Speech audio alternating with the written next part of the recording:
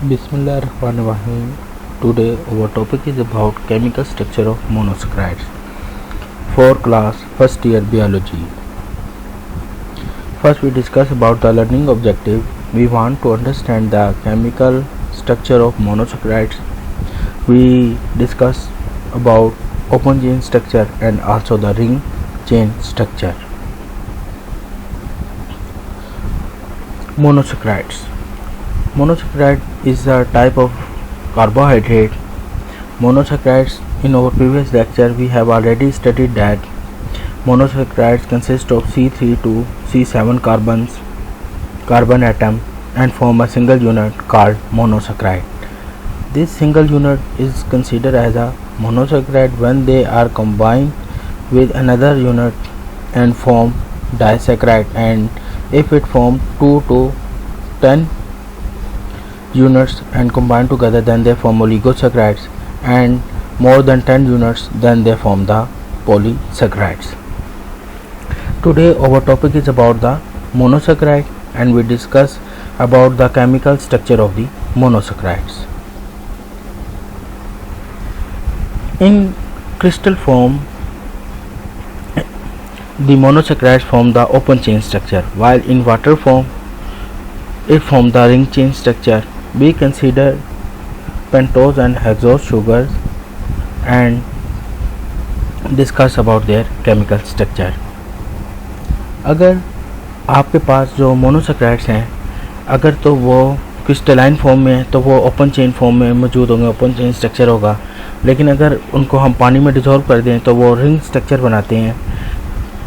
और वो इसमें जो हमने एग्जांपल हमने कंसीडर किए वो पेंटोज और हेक्सोसिस की कंसीडर की है। अगर आपके पास 5 कार्बन जो है ना 5 कार्बन कंपाउंड है, मतलब 5 कार्बन कंपाउंड आपके पास पेंटोज होते हैं, तो वो 5 में रिंग स्ट्रक्चर बनाएगा, 5 मेंबर रिंग स्ट्रक्चर बनाएगा, जिसे आप फ्यूरानोज रिंग बोलेंगे। आपका जो ऑक्सीजन है वो बेसिकली क्या होता है, वो कंबाइन कर जाता है, जो एल्डो शुगर का हिस्सा होगा, जो एल्डो शुगर का अगर हिस्सा है वो किसके साथ कंबाइन कर जाएगा, C1 और आपके पास C4 कार्बन के साथ कंबाइन कर जाएगा, और जो 5 मेंबर रिंग स्ट्रक्चर बनेगा उसे हम क्या बोलेंगे, फ्यूरानोज रिंग। इसी तरह अगर आपके पास हेक्सोज शुगर है तो हेक्सोज शुगर के अंदर जो ऑक्सीजन एटम है, जो आपकी एल्डो ग्रुप की शुगर है, वो क्या करेगी, एल्डो ग्रुप की जो ऑक्सीजन है वो आपकी C1 और C5 के साथ कंबाइन हो जाएगी और आपके पास जो स्ट्रक्चर बनाएगी 6 मेंबर रिंग स्ट्रक्चर बनाएगी, जिसे आप क्या बोलेंगे, पैरानोज रिंग बोलेंगे। ये आपने याद रखना है कि ये C1 है, ये C2 है, ये C3 है और ये C4 है। फ्यूरानोज के अंदर ऑक्सीजन जो है, जो एल्डो शुगर की जो एल्डो ग्रुप मौजूद है, उसकी ऑक्सीजन जो है वो C1 और C4 के दरमियान क्या करती है, लिंक हो जाती है, जिससे जो रिंग स्ट्रक्चर बनता है उसे हम क्या बोलते हैं, फ्यूरानोज।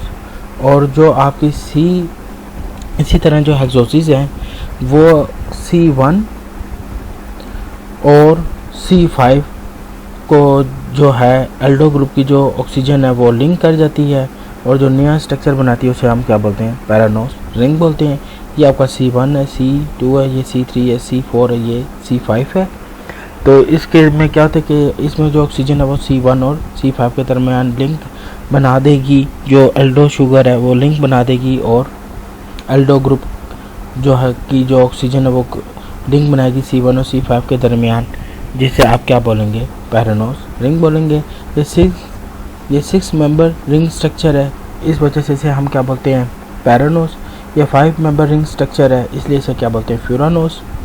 और आपने ये बात याद रखनी है कि जो पेंटोज है वो 5 कार्बन शुगर है, तो इसी तरह जो फ्यूरानोज है वो भी आप ये देख रहे हैं, जो इसका आपने एफ से ये स्टार्ट हो रहा है, तो ये आपने याद रखना है, जो 5 कार्बन जो शुगर्स होती हैं वो कौन सा स्ट्रक्चर बनाएंगी, फ्यूरानोज बनाएंगी। तो इससे भी आप ये याद रख सकते हैं कि जो आपके पास 5 कार्बन शुगर्स होती हैं वो आपके पास फ्यूरानोस रिंग बनाती हैं। इसके जो की पॉइंट है कि कैसे हम स्ट्रक्चर को डिटरमिन कर सकते हैं कि ये फ्यूरानोस बनाएंगी या पैरानोस। तो आपने ये बात याद रखना है कि जो आपके पास पेंटोस शुगर है और जितनी भी कीटो हेक्सोसिस है, keto hexoses and pentose sugar, keto hexoses and pentose sugar, अगर आपको पता है अगर कीटो ग्रुप मौजूद है 6 कार्बन कंपाउंड है और उसमें कीटो ग्रुप मौजूद है, और अगर पेंटोस जितनी भी पेंटोस शुगर हैं वो सारी जो है वो फ्यूरानोस रिंग बनाएंगी। और जो आपके पास जितनी अल्डो हेक्सोसिस शुगर है, अल्डो हेक्सोसिस शुगर है वो आपके पास पैरानोस रिंग बनाएगी। तो अगर आपके पास एमसीक्यूज आ जाता है कि कौन सी शुगर जो है वो कौन सा स्ट्रक्चर बनाएगी, अगर तो वो आपको ऑप्शन दे देते हैं पेंटोस शुगर की से का क्वेश्चन पूछ लेते हैं, तो आपने याद रखना कि पेंटोस जितनी भी शुगर्स हैं वो सारी फ्यूरानोस स्ट्रक्चर बनाएंगी। या आपको कीटो हेक्सोसिस के बारे में पूछ लेते हैं तो भी आपने ये बात याद रखनी है कि वो भी फ्यूरानोस स्ट्रक्चर बनाएंगी। ये की पॉइंट है। अगर आपको ये पता है, अगर आपको की पॉइंट पता है तो आपको एमसीक्यूज हल करना या स्ट्रक्चर बनाना क्या हो जाएगा, आसान हो जाएगा। इसी तरह और आपने ये बात याद रखनी है, की पॉइंट याद रखना कि जितनी भी अल्डो हेक्सोसिस शुगर हैं वो कौन सा स्ट्रक्चर बनाएंगी, पैरानोस। फ्यूरानोस का क्या मतलब है, 5 रिंग स्ट्रक्चर बन रहा है, 5 मेंबर रिंग स्ट्रक्चर बन रहा है। और पैरानोस का मतलब क्या है कि आपके पास 6 मेंबर रिंग स्ट्रक्चर बन रहा है।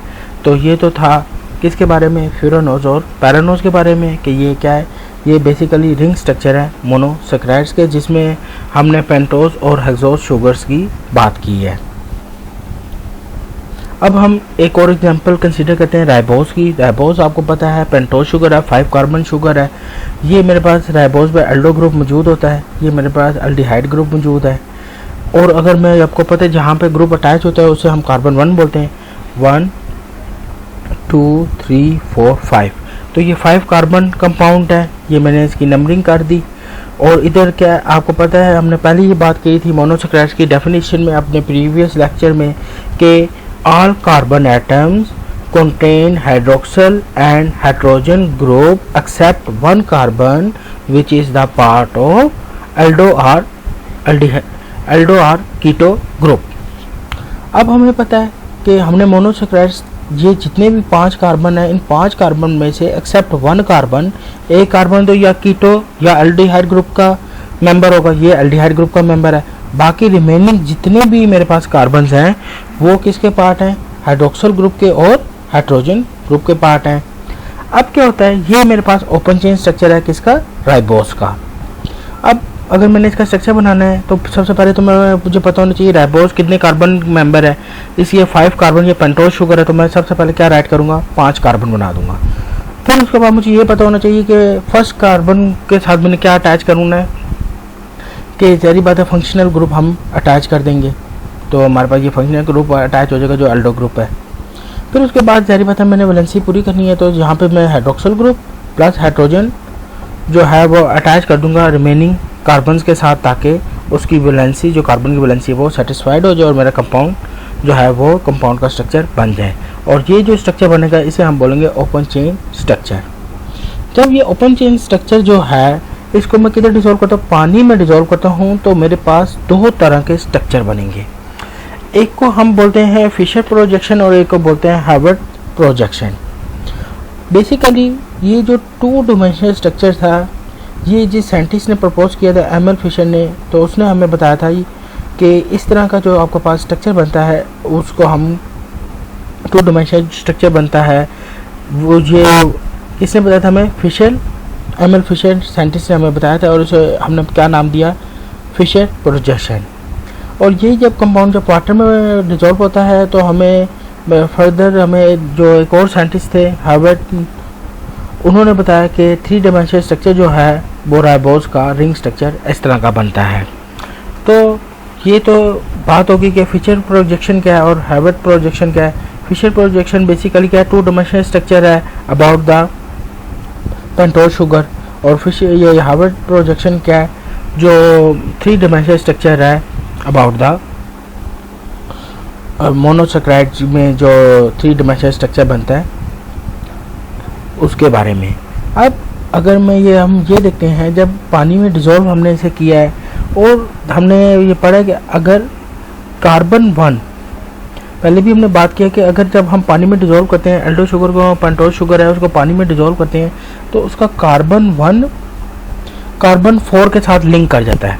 अगर कार्बन 1 या 5 कार्बन शुगर है, 5 कार्बन शुगर हमारे पास कौन सा स्ट्रक्चर देती है? फ्यूरानोस स्ट्रक्चर देती है। हमने अभी पढ़ा था 5 carbon sugar give us the furanose structure. तो इसका मतलब है ये मेरे पास फ्यूरान रिंग स्ट्रक्चर कौन सा बनेगा? फ्यूरानोस बनेगा। अब उसके अंदर कौन सी कार्बन किसके साथ लिंक हो रही थी? कार्बन 1 लिंक हो रही थी कार्बन 4 के साथ। तो हम ये देखते हैं कि जब मेरे पास कार्बन 1 जो है तब में से ऑक्सीजन जो है, ऑक्सीजन किसके साथ लिंक कर जाती है? एक कार्बन 1 के साथ और एक कार्बन 4 के साथ।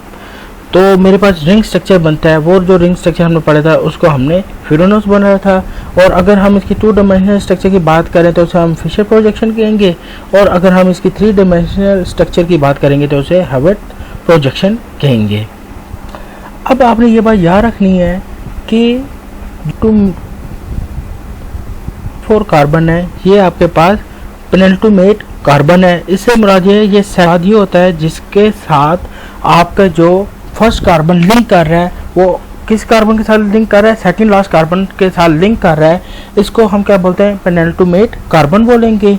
और उसकी वजह से रिंग फॉर्म करेगी, जिसको हमने, अगर ये आपके पास पेंटोज शुगर है तो आपके पास क्या है? जो फ्यूरानोस स्ट्रक्चर बन जाएगा। और उसकी 2 प्रोजेक्शन होती है। अगर 2 डायमेंशनल आए तो उसे फिशर प्रोजेक्शन कहेंगे, और अगर 3 डायमेंशनल स्ट्रक्चर आए तो हेविट प्रोजेक्शन कहेंगे।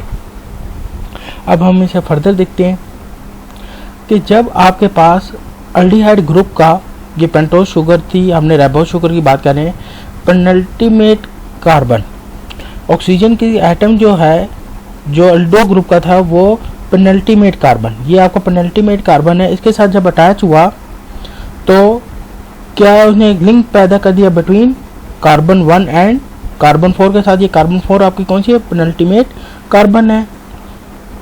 और इसके दरमियान जो लिंक बना वो आप ऑक्सीजन एटम ने जो लिंक बना दिया, जिससे आपके पास क्या स्ट्रक्चर बन गया? रिंग स्ट्रक्चर बन गया।